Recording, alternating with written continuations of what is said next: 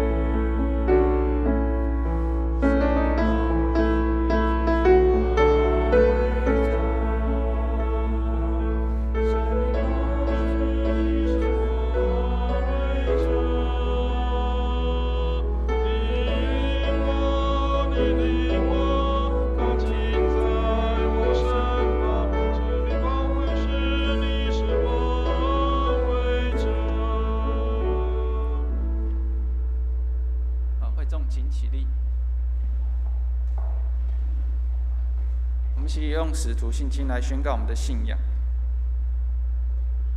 我信上帝，全能的父，创造天地的主。我信我主耶稣基督，上帝的独生子，因圣灵感孕，由童贞女玛利亚所生，在本丢彼拉多手下受难，被钉于十字架，受死，埋葬，降下阴间。第3天从死人中复活，升天，坐在全能父上帝的右边，将来必从那里降临，审判活人死人。我信圣灵，我信圣而公之教会，我信圣徒相通，我信罪得赦免，我信身体的复活，我信永生。阿们。荣耀颂。但愿荣耀归于父子圣灵，父子圣灵。起初这样，现在这样，以后也这样。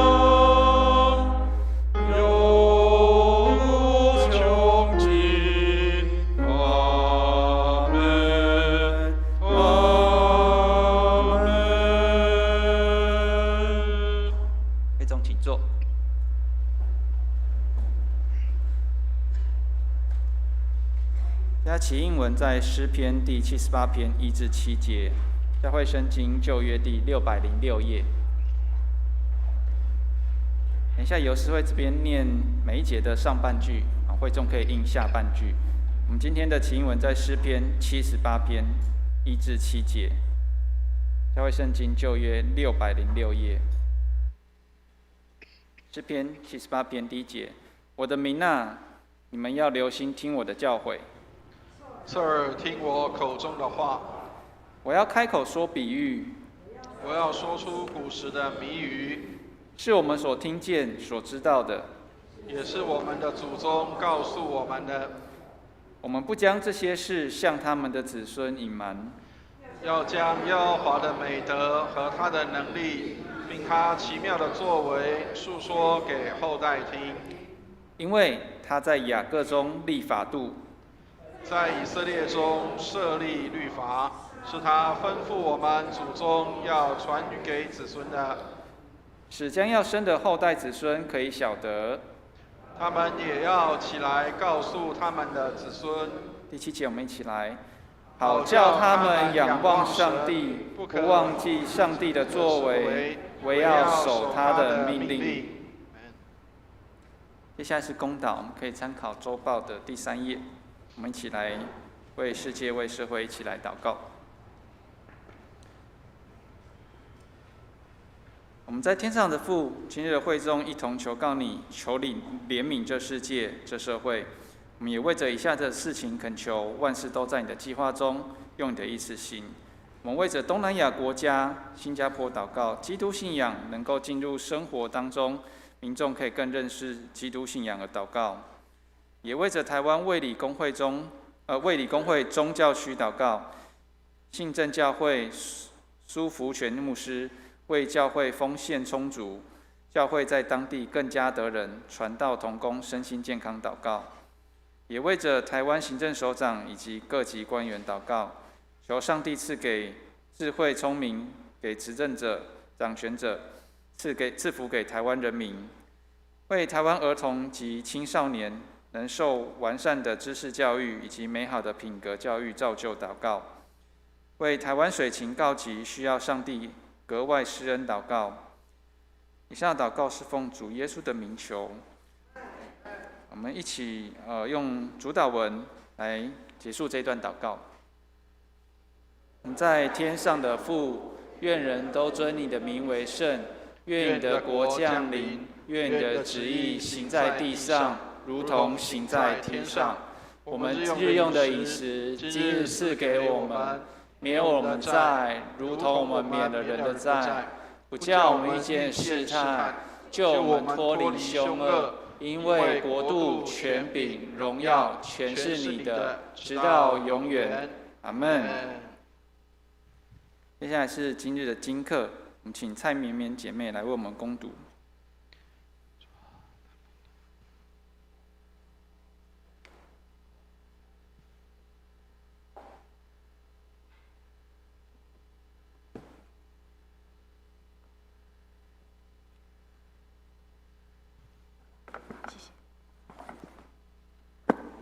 今天读经的篇章在约书亚记24章1到3节，请翻开教会圣经第235页。教会圣经第235页，由我来为大家攻读。约书亚将以色列的众支派聚集在示剑，召了以色列的长老、族长、审判官并官长来。他们就站在上帝面前。约书亚对众民说：“耶和华以色列的上帝如此说：古时你们的列祖，就是亚伯拉罕和拿鹤的父亲他拉，住在大河那边侍奉别神。我将你们的祖宗亚伯拉罕从大河那边带来，领他走遍迦南全地，又使他的子孙众多，把以撒赐给他。”接下来是14到25节。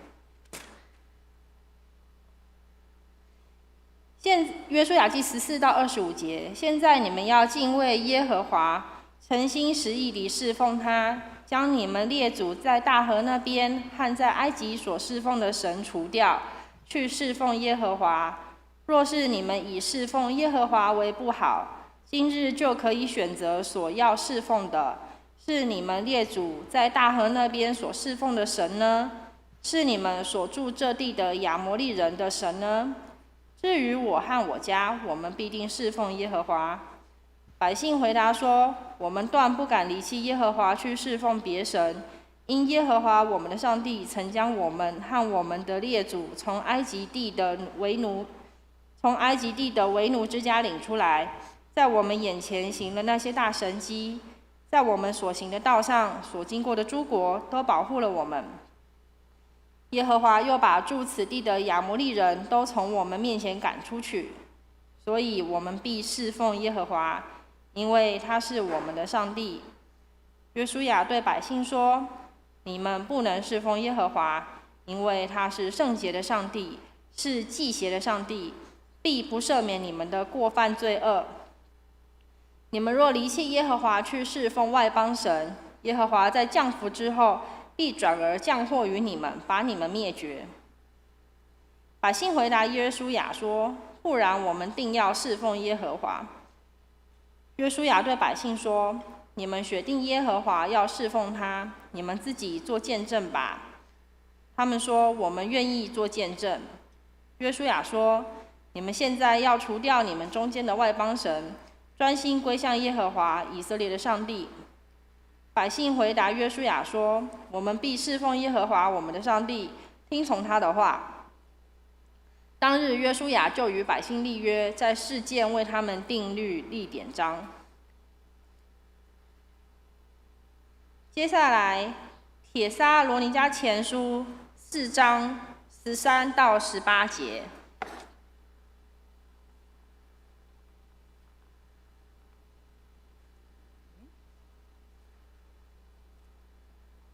不好意思，我的标签掉了，有人翻到在第几页吗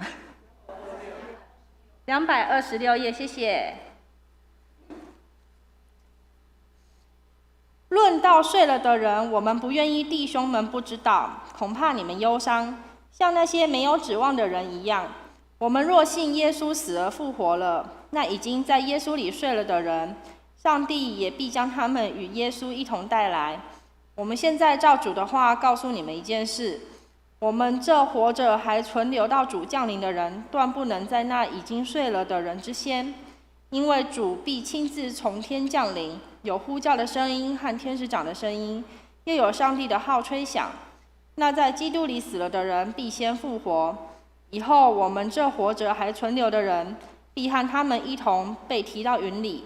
在空中与主相遇，这样我们就要和主永远同在。所以你们当用这些话彼此劝慰。以上是上帝的话语。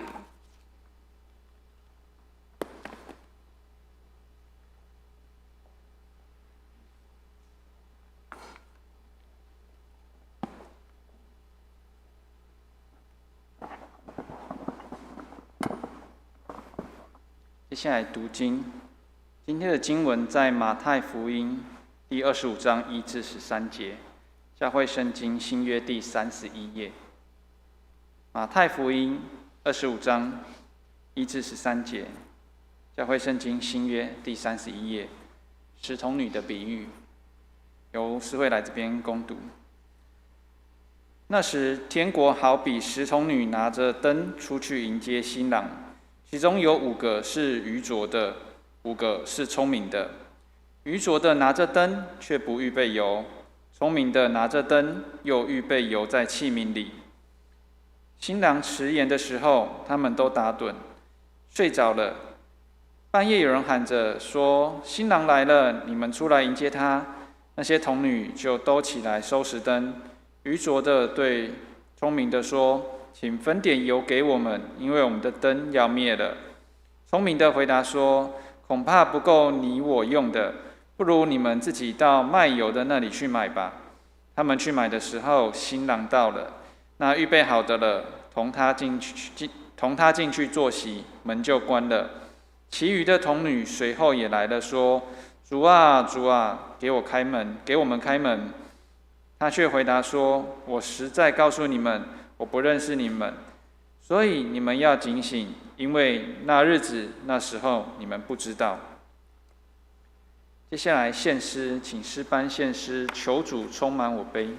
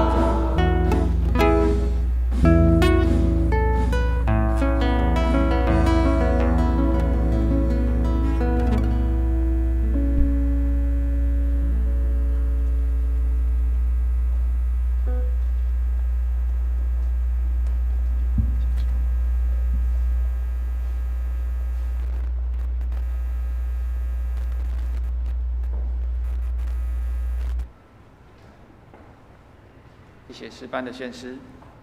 接下来是正道，我们请蔡伟文牧师为我们正道，题目是“有没有预备”。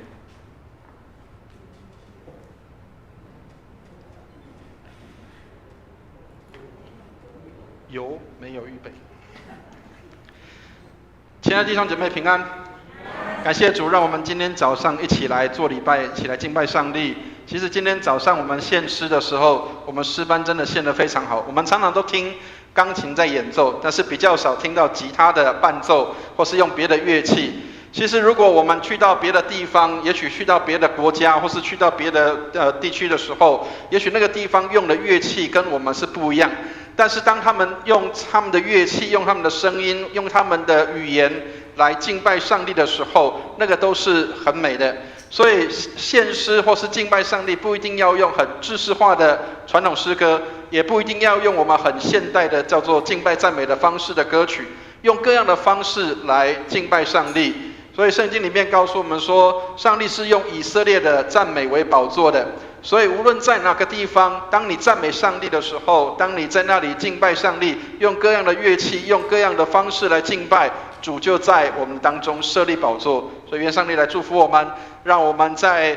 这个诗班在带领我们敬拜的时候，我们也跟他们同心合意的一起在这里来敬拜。真的，今天他们的表现非常的好特别我们也有这个吉他的伴奏，其实很轻快，你会发现有吉他的伴奏好像想要起来跳舞的感觉所以其实用各样的方式让人都可以来敬拜上帝，这是很美的。愿上帝来祝福我们。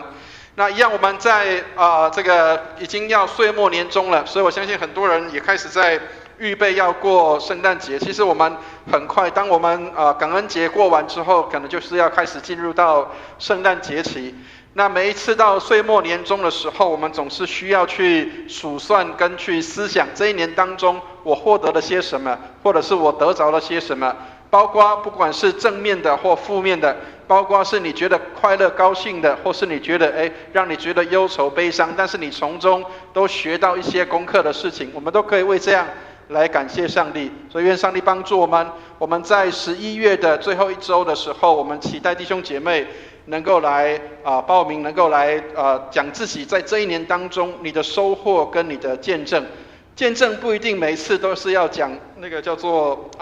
你突然间得到一个什么样的大的惊喜，或者是你一定要有一些什么样美好的事情发生。即使包括负面的事情都可能有正面的意义。比如说也许你失去了些什么，或者是你可能觉得在某一件事情上面也许你有一些的损失，但是你从这里学到了一些的什么样的功课，上帝让你在这些的地方你学到了一些什么样的事情，让你有美好的学习，这个都是可以成为美好见证的。所以愿上帝来帮助我们，成功也可以成为好的见证，失败也能够成为很好的见证，总是所有的一切都在见证上帝的荣耀。所以愿上帝来帮助我们，无论是我们经历到了好的事情或是不好的事情，让我们都有机会来在众人的面前跟弟兄姐妹来分享，跟这样的一个分享我们的经验。愿上帝祝福我们，让我们在今年看到收获满满的丰富在我们的当中。愿上帝的祝福。开始前一样跟大家来分享一个笑话，一个故事，只是一个笑话千万不要介意有一个弟兄，他的太太比较不勤于做菜，所以他常常吃重复的东西但是他的同事呢看不过去。有一天他早上来工作的时候，他的同事就问他说，请问你今天早餐吃什么？他说烧饼夹蛋。然后中午你要吃什么？烧饼夹蛋。你怎么2餐都吃一样的东西？不一样早上那个是热的。听得懂意思吗？2个都是一样东西，但是差别在哪里？早上那一颗是热的，中午吃比较凉掉了所以还是有不一样。所以这个弟兄很有智慧，他不让他的太太觉得好像他都嫌弃人家，即使是在这样的情况当中，他仍然能够幽默的去看待这个事情。所以上帝帮助我们，让我们能够看到每一件事情，当我们可以用幽默去对待的时候，即使是负面的事情，也可以看到很多正面跟美好的事发生在我们当中。愿上帝的祝福我们。好，我们一起祷告，愿上帝透过他的话来帮助我们，让我们把他的话放到我们的心里，他的话成为我们的帮助和力量。我们一起举起圣经来祷告，上帝的话进入我们的心中，做我们的帮助。我们一起来祷告，请。这是我的圣经，他说我是谁，我就是谁；他说我拥有就拥有，他说我可以就可以。今天神的话要来教导我，我诚心悔改，我心里警醒，我灵谦卑受教，我就不再一样。奉主耶稣基督的圣名，阿们。我们基督徒最常说的就是要信靠上帝，但是怎么样叫做信靠上帝？每一天我们怎么去信靠上帝？感谢上帝，让我们可以在现在这个时代里面，透过很多的资源跟资讯，可以给我们有一些的帮助。其实我们在网络上面，或者是每一天在手机里面，也许你的朋友群当中，都会给你一些灵修的资料，或是给你一些的这个诗歌的内容，或者是一些你需要的资讯。当然，资讯很多的事情会给我们提醒跟帮助，但是我们怎么样真正去找到什么才是我们需要知道的？哪些东西是上帝要给我们的？哪些东西是上帝给我们的提醒？包括我们每一天，我们都在学习，在信靠上帝。那信靠到底是什么？我们怎么样来靠着上帝？每一天我们信靠他，我们每一天走在上帝的心意的里面。那我觉得最近论坛报他们出了很多的这样的一个内容，都可以给我们有一些短短的一些的小品，让我们可以知道说，有一些东西是我们可以照着去做，然后我们就可以知道怎么样来信靠上帝，或者是怎么样来度过一些困难，或甚至在遇到一些难处的时候，我们应该怎么做。好，所以他这个是论坛报他给了一个很好的一个内容，叫做每日7步信靠上帝。你怎么样透过这7个方法来帮助你每一天来信靠上帝？但是当然我们提过说，信靠上帝嘴巴里面讲很容易，但是事实上想信靠上帝是一个我们人很难去理解的事情，因为那是看不见的。曾经有一个宣教士，他到一个部落里面去布道的时候，他要用他们的语言，或是用他们的方式去写下圣经，把圣经做翻译，然后让他们能够来阅读。但是他翻译到一个字的时候，翻译到信靠这个字眼的时候，他觉得有点困难，因为这个族群里面他们没有信靠这个字眼，所以他很难去翻译这个字出来，让人觉得信是什么样的一回事。有一次他在这个头目的家里面的时候，头目刚工作完回到家里面，然后就躺在床上的地方，然后深深的吐了一口气，然后很舒服的在这个床上面这样躺卧着的时候，然后这个宣教士就突然意识到，这个词是一个很好的词，它可以成为一个叫做信靠的一个很好的一个用词，所以他就用那个躺卧在床上很舒服的这样的一个状态来叫做信靠。所以后来他们的部落里面就用这个词来当做信靠的意思，意思就是当我全然的靠在那个床上的时候，我就可以放松跟释放，我就不再有压力，我就可以很好的这样的一个放松的状况。所以信靠也是这样，信靠是当我们放在上帝手中的时候，当我们在主的里面的时候，我们就知道我不再有这些的困难跟难处，因为我知道我一切的事情都可以得到解决。所以将我们自己交在上帝的手中，就是信靠上帝。箴言3章5到6节，这里给我们一个美好的话语，我们来念一下这里的圣经。我们一起念来：你们要专心仰赖耶和华，不可倚靠自己的聪明，在你一切所行的事上都要认定他，他必指引你的路。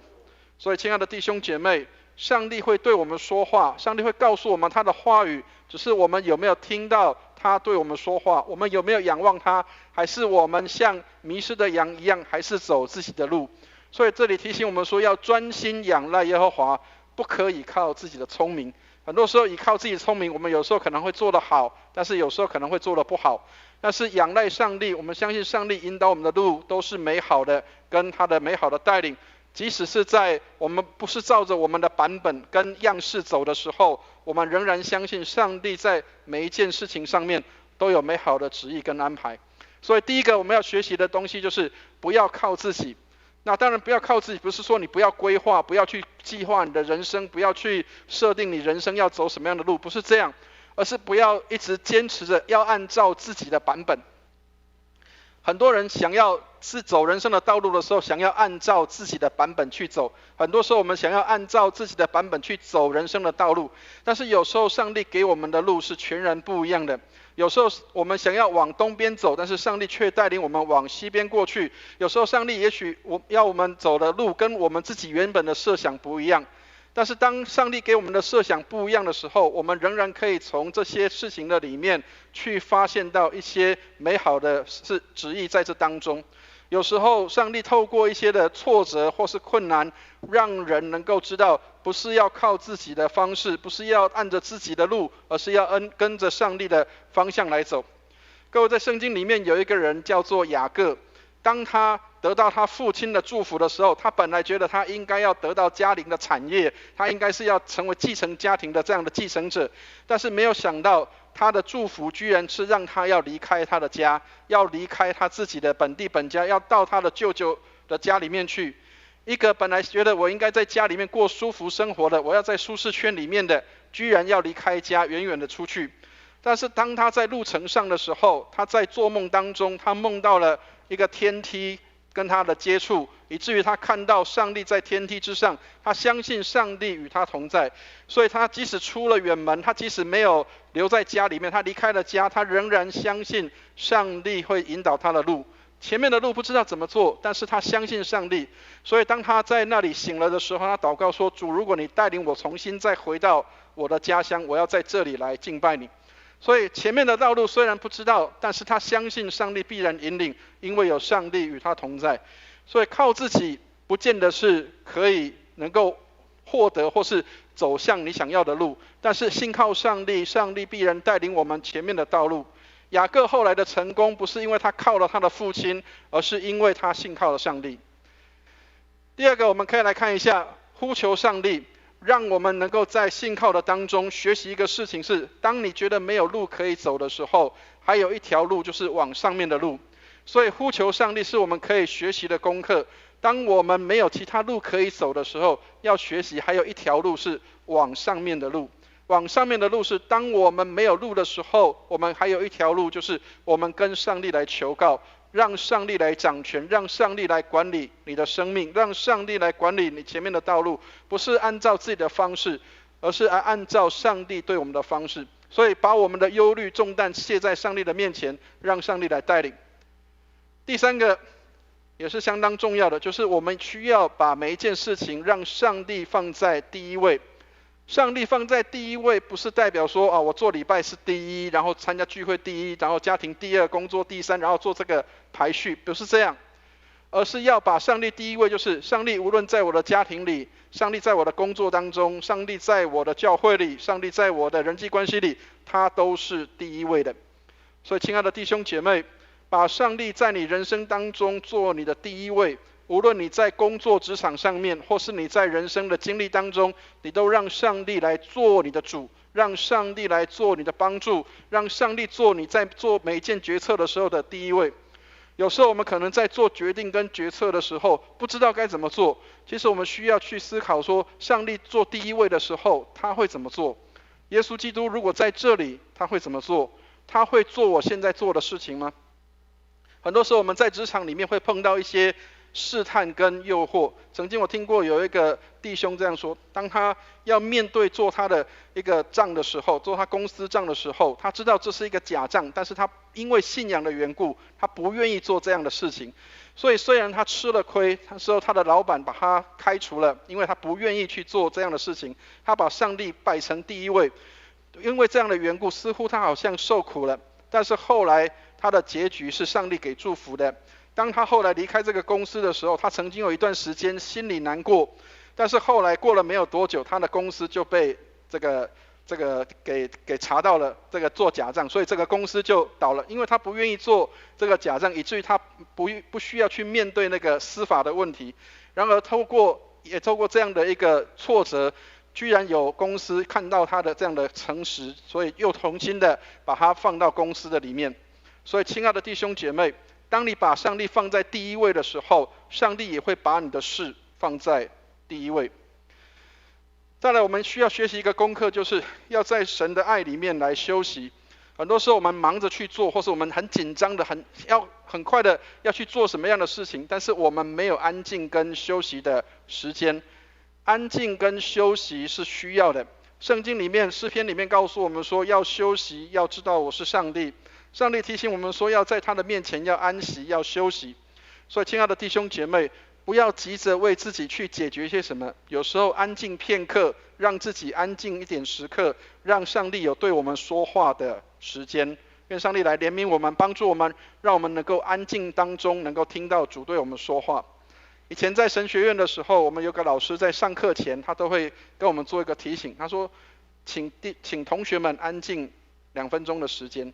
透过安静的时刻，让我们可以在安静当中有一个预备，然后再来做这样的一个功课的学习。所以安息是一个让我们重新再开始的时候，愿上帝帮助我们，让我们学习可以在爱的里面休息，不一定要做很多很多的事情来填满那个时间，让我们能够学习安息在主的里面。接下来就是我们需要用上帝的话来做自我的检视。很多时候我们常常透过自己的方式或方法去做决定，而我们没有去让神的话来做我们的一个指引跟方向。所以刚刚圣经里面提到说，不要自以为聪明，要信靠上帝的带领跟引导，要专心的仰赖耶和华，不要依靠自己的聪明。所以上帝的话语，透过上帝的话检视我们现在做的事情是不是对的，是不是合乎上帝所喜悦的。常常透过上帝的话来检视我们的生命是不是走在上帝话语的里面。有时候我们的决定可能不是走在上帝话语的里面。在这个世代里面充满很多的诱惑跟试探，所以主祷文里面有一段很重要的祷告，就是求主保守我们，要不叫我们遇见试探，救我们脱离凶恶。所以愿上帝帮助我们，透过他的话保守我们不去进入到试探的当中，也救我们脱离一切的凶恶。所以除了听上帝的话，读上帝的话，用上帝的话检视，另外一个重要的事情就是要听从圣灵在我们里面的引导。有时候圣灵会对我们说话，有时候圣灵会引导我们前面的路，可是我们常常不去听。圣经里面常常说不要消灭圣灵的感动，有时候圣灵会提醒我们，有时候圣灵会在我们的心里面会告诉我们一些的话，引导我们知道应该怎么做，可是我们常常觉得这不是我的版本，所以把它压下去，或是消灭了这样的圣灵的话。所以学习听从圣灵对我们说话。有时候当我们安静的时候，可能心里面会有一段神的话会进到我们的心里面来。当然我们需要透过圣经来做检视，这个是不是从上帝来的。如果是的时候，那么我们就需要能够学习听从圣灵的声音，而不是要把那个圣灵的声音给消灭掉。最后一个就是要逃避邪恶，逃避罪恶的事情。很多的诱惑跟试探来临的时候，我们总要知道说怎么样做才是上帝所喜悦的，怎么样做不是上帝所喜悦的，做一个分辨，以至于不至于这个叫做偏离上帝的路。所以诗篇里面第一节里面提到说，他说不从恶人的计谋，不占罪人的道路，不做亵慢人的座位。所以上帝帮助我们，让我们能够逃避这些的邪恶，逃避有可能让我们犯罪的事情，或是逃避这些的诱惑跟试探，以至于我们不至于进入到那个凶恶的里面。求上帝来帮助我们，让我们透过这7个步骤，这7个方式，每一天我们学习来信靠上帝，听圣灵的声音，然后读上帝的话语，让上帝的话引导我们，然后顺服在上帝的带领跟引领下。愿上帝祝福我们，让我们学习在每一天的生活当中，用这7个步骤来信靠上帝。所以今天的圣经是一段很有趣的内容，当然有很多人会读过这段圣经，而且也会觉得说这段圣经我很早就已经读过，这里面的内容就是讲10个童女，然后5个聪明的，5个愚拙的。当然我们会读过这段的圣经，也会很清楚了解这段圣经里面的故事，可是里面有很多的属灵的含义是我们不够清楚或是不够明白的。所以今天的内容叫做有没有预备，其实是要让我们知道我们有没有每一天预备好我们的油，以至于我们能够有不断的有跟主见面的，或是有跟主朝见主，或者是跟上帝交通的机会。我们今天读的圣经跟以色列人的背景是很有关系，跟他们的文化很有关系。圣经里面常常提到用婚姻的约，或是用婚姻来形容人跟上帝的关系。所以在圣经里面常常会提到结婚典礼，或者是包括在婚礼当中的事情，或是他们过去是怎么样去办理婚姻的事情。今天的经文里面提到一个事情，他说有10个童女，他们拿着灯要来迎接新郎。我们在台湾从来没有看过有这样的场景，没有人在晚上还要提着灯去等新郎来的。我们都是白天在迎娶这个嫁娶的事情，几乎都是白天在做这个事情。亲爱的弟兄姐妹，它其实有一个很深的属灵含义在这里面。以色列人他们在结婚的时候，他们要做一个事情，他们不是像我们现在这样很自由的恋爱，而是也许也透过有一些媒妁之言，或者是透过一些这个认识了之后，那必须要做一件事情，就是男生要到女方的家去做提亲。提亲的时候不是像我们现在这样，很多人都喜欢在求婚的时候买很多的鲜花去送女生。以前早期以色列人他们在求婚的时候是这样，他们男生如果喜欢这个女生的话，他会拿一杯葡萄酒，然后递给这个女生，然后告诉这个女生说，这个某某姐妹，我喜欢你，所以你愿不愿意接受我为你的牺牲？红色的葡萄酒代表的是他愿意为这个女孩子的牺牲。亲爱的弟兄姐妹，当你在领圣餐的时候，其实你要去想到说，举起那个杯来，里面的那个葡萄汁就代表耶稣告诉你说，你愿不愿意接受我为你的牺牲？所以这个男孩子当他要去跟女孩子求婚的时候，他必须要付上极大的代价，因为他必须要将来要建立他的家庭，他要离开他的家，他要独立的抚养他的家庭，所以他必须要为这个家庭付上代价的。所以当他把这个杯递给女孩子，女孩子接受了之后，并不是这样就结束了。过去的婚礼里面是男生女生要结婚，其实是家庭的事情，所以两方的父亲他们必须要谈一些条件。所以谈条件的时候，就是要谈类似像我们在台湾有叫做聘金或聘礼的时候。所以如果这个聘金跟聘礼是太少的，可能对这个女方的父母亲来说是不能接受的，所以你必须要付上很高额的代价来娶对方的这个女儿。所以他们的意思当然并不是要卖女儿，并不是这样，而是因为爸爸妈妈从小把女儿养大，他希望他的女儿嫁到对方那里去的时候不是受苦的，经济跟财力让这个女方这边的父母亲可以安心说，我的孩子去到你家是不会有受苦的。所以男生必须要很辛苦的赚钱跟储蓄这样的一个聘金聘礼，当然也要父亲的帮助，然后来迎娶这个女孩子。但是当求婚的仪式结束的时候，并不是马上就可以把女生带回家的，所以男生必须要回到自己的家，在自己家父亲的家的旁边要盖一栋房子，在那里接着那个房子。所以圣经里面耶稣要离开世界的时候，他吩咐他的门徒说，所以我去是为你们预备地方去的。你可以想象把这两个事情结合起来的时候，耶稣说我去是为你们预备地方去的，好像这个男生他要回到他的父亲的家，在父亲的家旁边要为他自己来预备一个新娘的房子，要预备一个新房，因为将来他要跟他的新娘要住在父亲的家的旁边。所以你必须要自己劳力去赚钱，你必须要亲手去盖你的房子，为你将来的家预备了地方。但是并不是只有这样，你还不能马上去迎娶你的新娘，谁才可以去成为叫做这个时间的一个决定者？就是这个男方的父亲。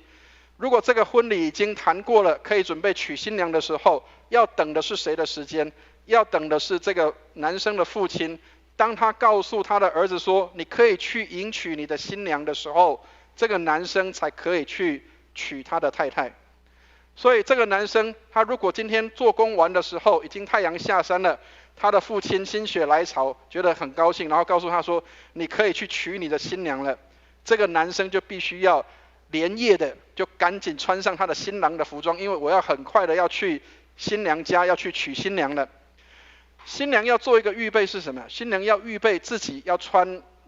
2件衣服，一件是礼服，一件是伴娘的衣服。如果今天男生要来娶的是我隔壁家的这个阿花的话，那我必须要穿伴娘的衣服，跟着他一起高兴。但是如果是来娶我，那我就需要穿上这个新娘的衣服。那谁会来做这个事情？会有一个人来通知到村落里面来通知说新郎要来了，所以你们要赶快预备好。他会告诉我们说，这个新郎是谁谁谁要娶哪一个人。所以如果你把这个背景加在今天的圣经里面，你会发现它是一个很鲜活的东西。耶稣说他将要来了，他要来娶他的新娘，而我们这些人，我们这些预备好的人，就是我们要准备去参加婚姻宴席的人。所以亲爱的弟兄姐妹，我们就是10个童女当中的一个，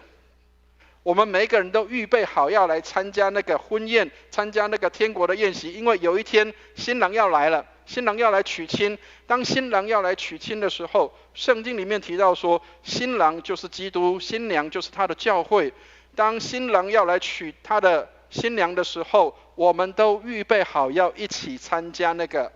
天国的宴席。但是新郎什么时候来，没有人知道，只有父亲才能够做决定的。所以圣经里面提到一个事情，他说那日子那时辰没有人知道，连天上的使者也不知道，子也不知道，唯独父知道。所以只有天父在决定那个时间是什么时候来到的。所以当新郎要来娶他的新娘的时候，当知道隔壁的阿花他要结婚了，新郎要来娶了，所有的人都换上伴娘的衣服，他的所有的女伴都换上伴娘的衣服，要准备来迎接新郎。但是圣经里面讲到一个很特别的地方，就是这个新郎迟迟延延的慢慢的来，也许他是要让他的新娘预备好自己穿上新娘的衣服，所以他必须要让他有打扮的时间，所以他慢一点。亲爱的弟兄姐妹，10个童女她们都打了灯，其实她们也知道时间很晚了，要打灯预备迎接新郎的到来。但是各位可能不晓得，其实那个灯火代表一个意义，是在利未记的6章13节，这里提到说，在上帝的祭坛必常常有烧着的火，不可以熄灭。圣经里面说，在圣殿里面的祭坛上的火是不可以熄灭的。那个火代表的是什么？那个火代表的是人跟上帝之间的一个接近的地方。所以为什么灯不能熄灭？因为那个是代表我们人跟上帝接近的祭坛，常常有烧着的火在那个地方。亲爱的弟兄姐妹，如果你把这个连接在一起的时候，这10个童女她们在做什么？她们要预备好，每一次都要烧着的火在那里等着新郎的到来。他说要在祭坛上要有常常烧着的火，是不可以熄灭的。所以为什么要预备油？因为这些油是要让这个火可以常常可以烧着的。所以今天的故事里面提到这2批不同的人，他们做了什么样的决定？我们来看一下第3节跟第4节的地方。我们一起来念第3节、第4节，一起念来。愚拙的拿着灯，却不预备油；聪明的拿着灯，又预备油在器皿里。亲爱的弟兄姐妹，愚拙的他们没有预备油在那个地方，有烧着，那个灯是点着的，他们只有那灯里面的那些油，但是他们没有预备。聪明的人，他们是除了有预备这个灯，他们还有预备油在他的器具里面。随时什么时候这个灯要熄灭的时候，他就必须要把油加进去。所以你可以想见一个事情是，每一个时刻我们在跟上帝亲近的时候，就好像在祭坛上一样。亲爱的弟兄姐妹，我们来做礼拜，其实就是我们要来朝见主的面前，我们要来到神的面前，这里就是我们跟上帝见面的祭坛。所以你有没有预备好自己来到主的面前，常常让你的火是烧着的，让你的火是可以跟上帝接近的地方，让你是可以在那里献祭跟祭坛的地方。我们是一个基督徒，但是并不代表每个礼拜天上教堂就是一个基督徒。我们需要能够看到每一天我们要活出基督的生命。那个油的预备就是圣灵在我们的里面，让我们常常能够有这样燃烧的火，在那里跟我们的上帝见面的。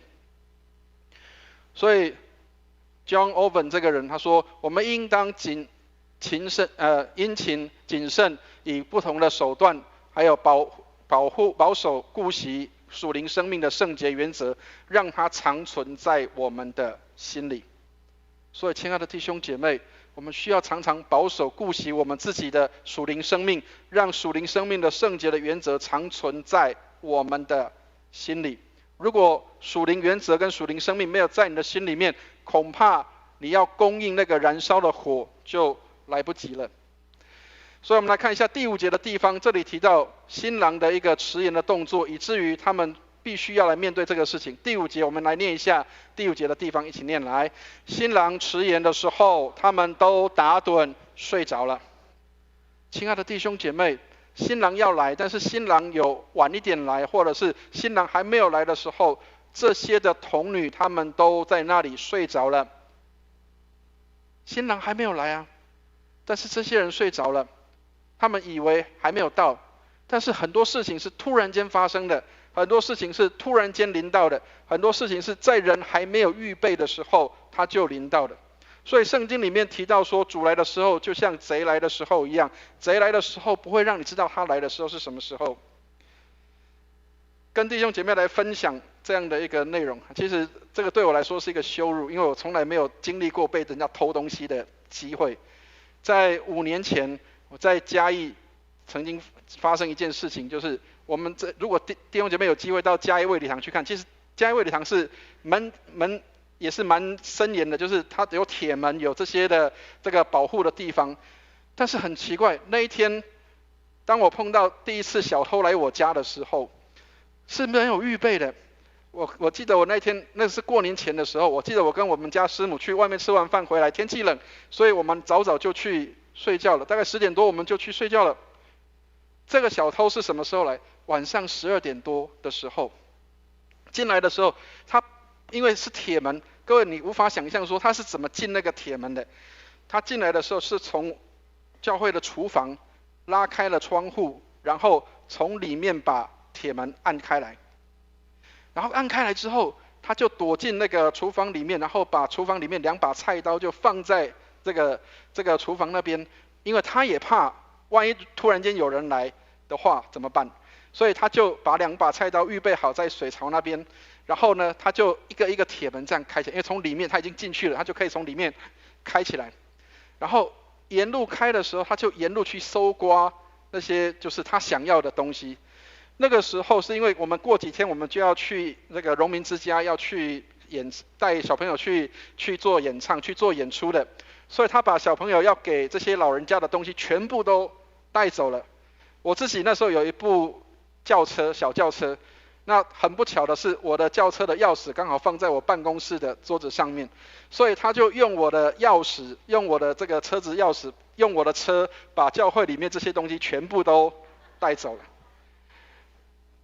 但是我很感谢上帝是，虽然负面的事情，但是有正面的意义。通常我们教会礼拜5的晚上会有神学生会到教会里面来住，所以我们有一个客房在4楼的地方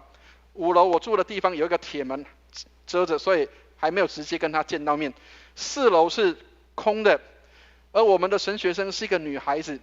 还好她是礼拜5才来，发生事情是在礼拜4的晚上，所以女孩子没有在房间里面，所以还好，我很放心，因为这个女孩子没有受任何的伤害。但是你可以想见一个事情是，当我下到楼下来的时候，我家的东西全部都被搜刮走了，那是一个让人觉得很羞辱跟一个很愤怒的事情。我怎么会让小偷进到我的家里面来？亲爱的弟兄姐妹，那个叫什么？耶稣说我来的时候就像贼来的时候一样，是你无法防备的，是你无法防备的。所以他说新郎来的时候迟延，他们都打盹睡着了，但是新郎来的时候糟糕了，怎么办？新郎突然出现了。我们来看一下第9节，聪明的对愚拙的说什么？第9节我们一起念来。聪明的回答说，恐怕不够你我用的，不如你们自己到卖油的那里去买吧。亲爱的弟兄姐妹，新郎来了，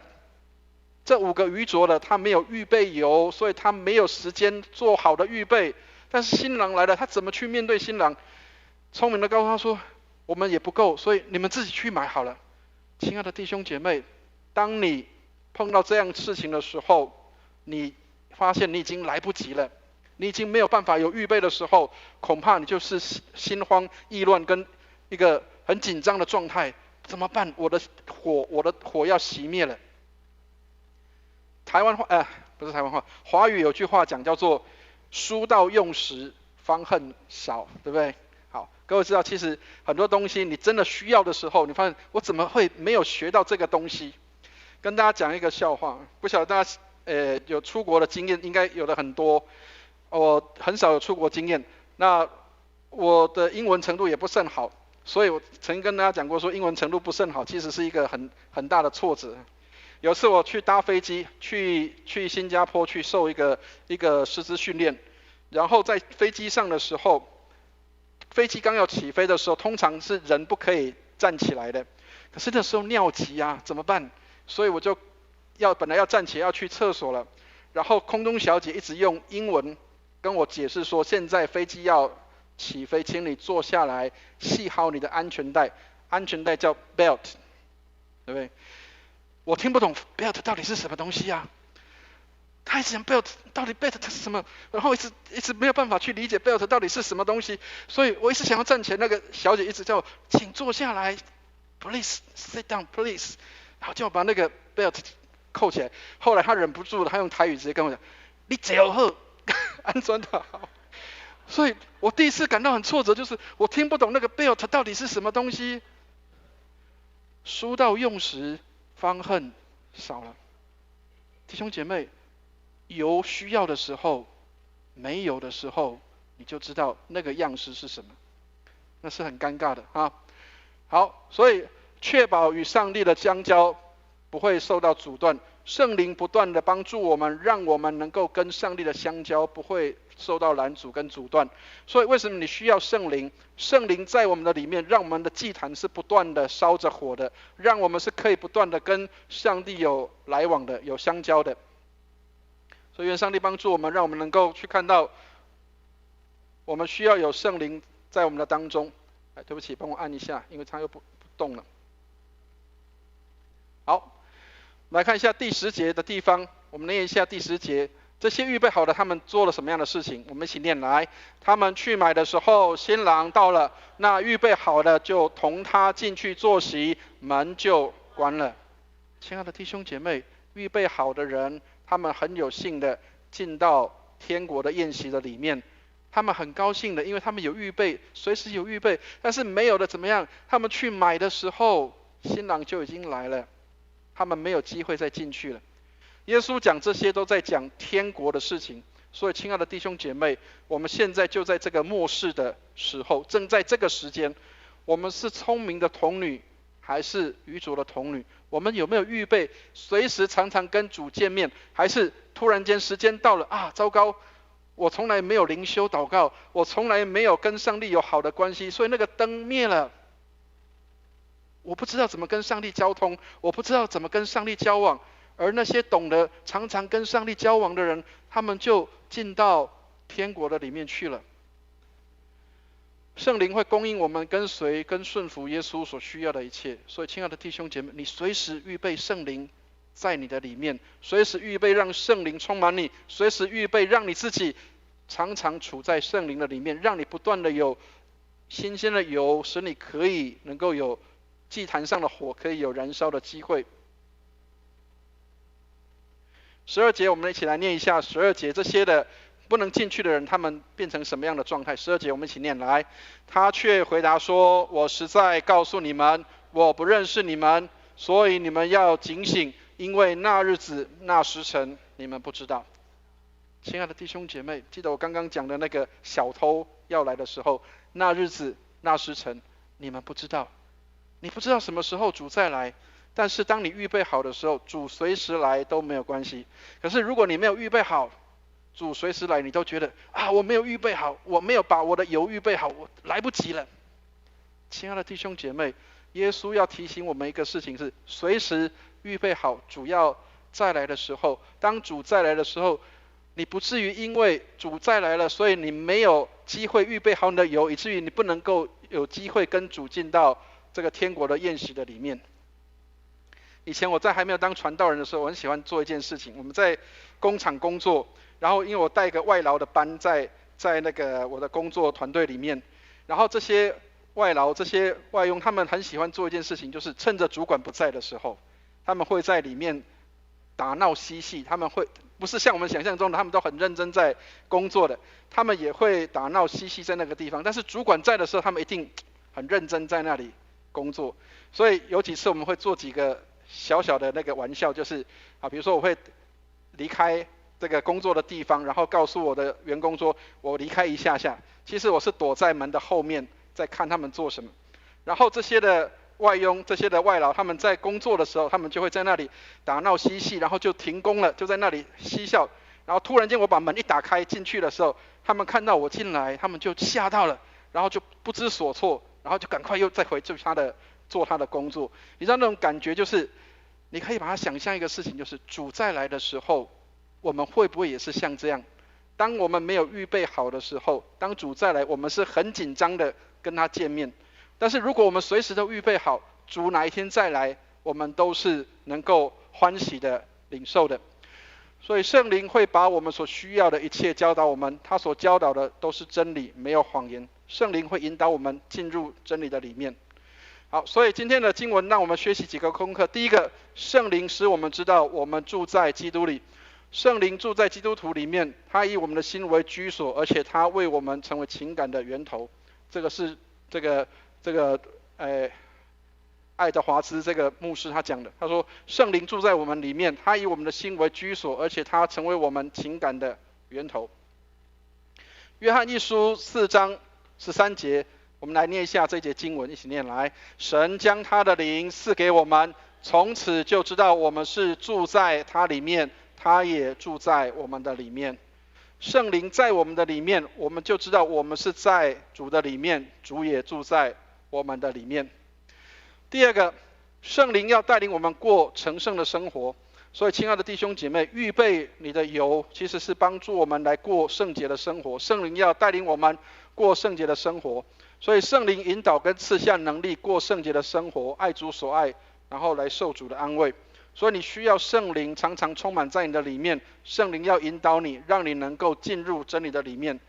但是你有什么把握能够知道圣灵已经住在你的里面？加拉太书5章22节到23节有一个很好的内容，这里叫做圣灵所结的果子。我们来看一下圣灵所结的果子里面有什么样的内容。我们一起念这节圣经，一起念来。圣灵所结的果子就是仁爱、喜乐、和平、忍耐、恩慈、良善、信实、温柔、节制，这样的事没有律法禁止。亲爱的弟兄姐妹，如果你有圣灵在你的里面，那么你活出来的生命就是这样的一个生命在你的里面。第三个，耶稣命令我们要被圣灵充满，所以圣经里面告诉我们说要被圣灵充满。以弗所书3章18节说要被圣灵充满，我们需要常常被圣灵来充满，以至于我们能够有足够的这样的油可以燃烧那个祭坛上的火。所以上帝要我们追求圣灵的充满。所以亲爱的弟兄姐妹，虽然我们在传统的教会里，但是我们要讲圣灵，圣灵住在我们的里面，引导我们，让我们能够过圣洁的生活。所以千万不要觉得圣洁生活是你自己找的，不是，是圣灵引导你，让你能够过圣洁的生活。所以我们需要时刻有圣灵来充满我们。最后结论的地方，这是一个蛮好的提醒。他说真正属乎圣灵的人，即使是现世的事情，我们即使是在做现在的工作，现世的事情，我们仍然会照属灵的方式去做，因为我们心中的目标就是为了要荣耀上帝。所以亲爱的弟兄姐妹，愿上帝帮助我们，属灵的人即使是在做属世的事情，他仍然用属灵的方式来做的。愿上帝祝福我们，让我们随时把油预备好。今天的题目油没有预备，要问自己，我有没有预备好油？随时我在做的事情的时候，我都让我的祭坛上的火是烧着的，而不是熄灭的，不是冷掉的。愿上帝来祝福我们。我们一起来祷告。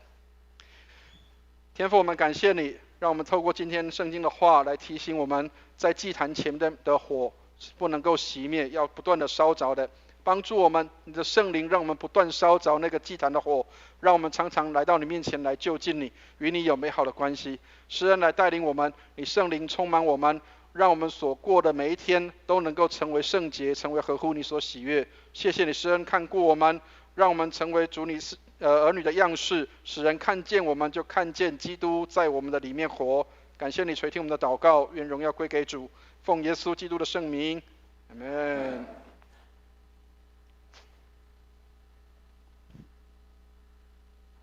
谢谢蔡牧师的证道。接下来是金句的背诵，马太福音25章第13节，我们一起来背诵2次。所以你们要警醒，因为那日子、那时辰你们不知道。马太福音25章13节，再一次。所以你们要警醒，因为那日子、那时辰你们不知道。马太福音25章13节。回应诗歌，请大家翻开《心灵粮食选》第369首。主啊，我深爱你，我们一样唱全首。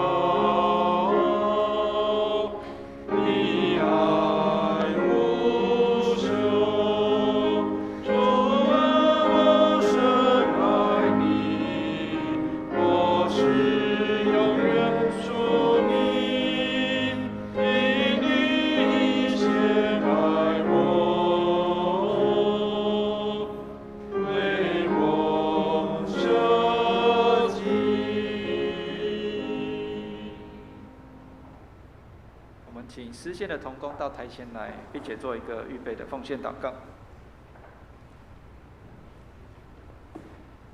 我们在天上的父，创造天，创造地，万物都是由你而来。今日我们奉献一些金钱，求你悦纳，将金钱转为更大的事工使用，让福音能够传到地极。祷告是奉主耶稣的名求，阿们。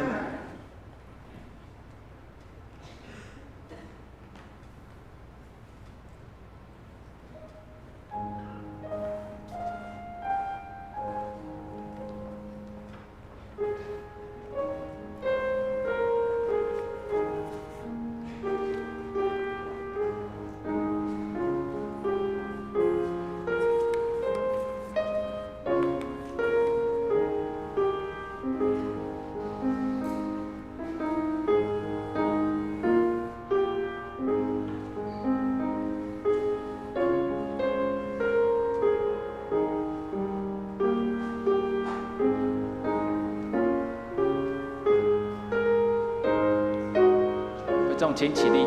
向主献成歌。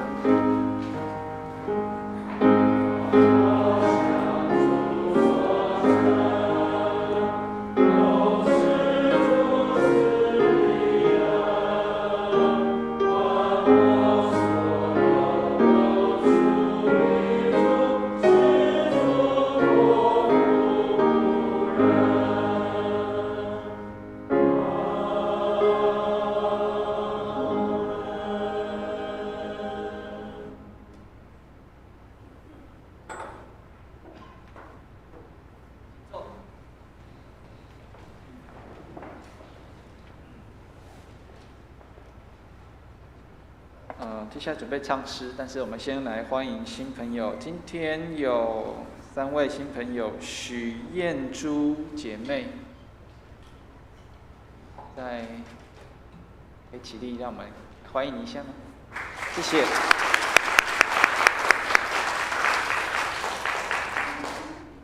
还有一位王玲姐妹，欢迎你。宋义君姐妹，欢迎。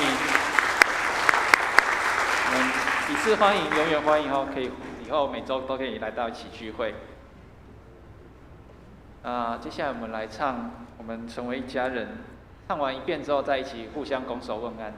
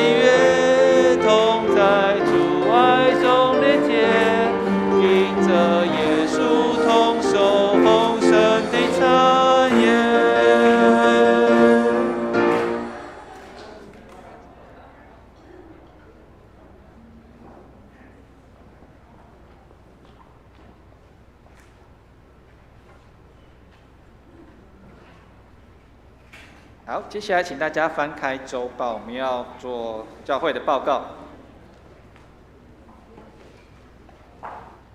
第一点是今日为圣灵降临后的第23主日，欢迎聚会以及线上聚会的新朋友，愿上帝赐福你们。我们一同再来，今日中午有3个会议，12点半有小组长会议，1点半有第55届季会议，还有2020年新任执事及服事同工。那2点半会召开11月的执事会议，请执事同工们预备参加。第3点，逐日后11点半在6楼601教室有洗礼前的造就班，有意愿在圣诞主日受洗或转入的弟兄姐妹，欢迎参加上课。第4点是11月12号、13号2天，我们蔡牧师夫妇会前往福音园参加牧职进修会，请为会议进行顺利，出入平安带到。教会将于11月29号举办感恩节逐日的见证分享，邀请弟兄姐妹分享2020年美好的见证。第6点，为制服艺人学院12月5号的成果展以及期末会议，请为活动进行顺利祷告。卫理神学院延伸班在本堂院参加师资培训的以及参与教学的，请洽郑宝华校长。教会诗班欢迎有兴趣参与诗班敬拜的弟兄姐妹参加，有意愿参与诗班练唱者，欢迎随时加入行列。第10点，为教会弟兄姐妹工作稳定、身体健康不受疫情的影响祷告。再来，教会2020年的圣诞节的节目预备以及筹备的同工规划顺利祷告。还有教会的圣诞布置将由各小组负责各楼层，由萧玉华师母统筹分配。第第12点，新约圣经，新旧约圣经中览课程本周已经结束，教会将预备于1月份开红本门徒课程。第13点，周四的晚上7点半到9点有查经祷告会，查考彼得前书3章1至7节，欢迎一起来查考圣经，并为教会各项事工守望祷告。第14点，为今年教会聚会的人数增长至180人祷告，求上帝添加得救的人。牧师有没有要补充？弟兄姐妹，如果可以的话，我们在11月最后一周已经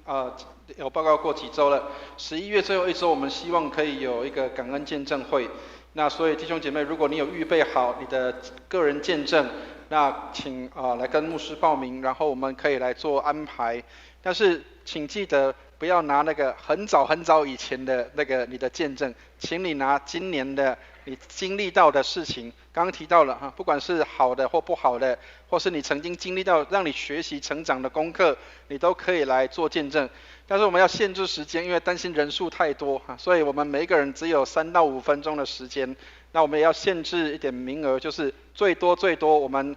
顶多大概5位的弟兄姐妹啊，所以请弟兄姐妹，如果你心里有感动，你愿意能够来跟弟兄姐妹来做分享，那么邀请你能够在11月的最后一周能够来做这样的感恩见证，让弟兄姐妹都可以知道，在这一年当中，上帝做了什么样奇妙的事在你的生命当中啊，所以愿上帝来祝福我们。那特别也请大家来关心我们的圣诞布置，因为圣诞节马上要到了，所以我们安排各小组来分不同楼层来做布置。所以弟兄姐妹，如果你有意愿愿意参加那个我们教会的布置活动，或者是你觉得你有什么样的创意、新的点子或想法，也请你能够先跟你的小组长，还有跟我的师母玉华师母来做交通，那我们可以来做这样的一个布置，让我们的教会在圣诞节的时候成为一个可以邀请人能够愿意来到我们当中一个美好的一个教会，让人家可以喜欢愿意来到我们当中。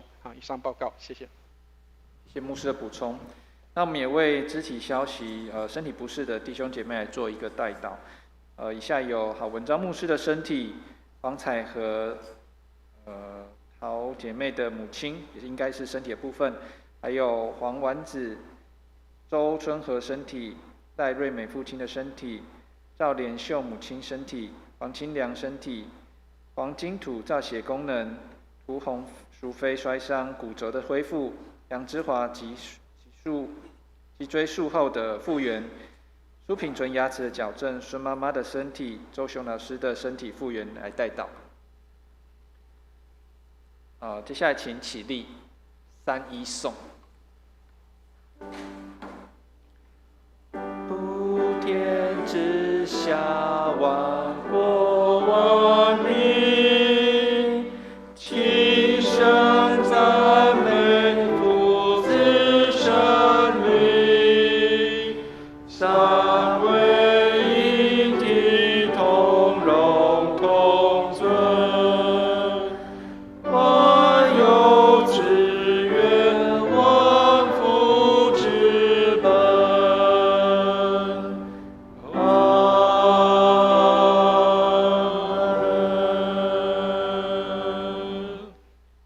牧师为我们祝福。弟兄姐妹，我们一起来领受祝福。慈悲怜悯的天父，愿你将恩典从天上倾倒下来，祝福我们的弟兄姐妹，我们的工作、家庭、生活一切蒙恩，让我们常住在基督里，基督也住在我们的里面，使我们祭坛的火全然烧着，没有熄灭。愿我主耶稣基督的恩惠、天父上帝的慈爱、圣灵的感动与交通，常与我们众人同在，从今时直到永永远远。阿们。阿们颂。阿门，阿门，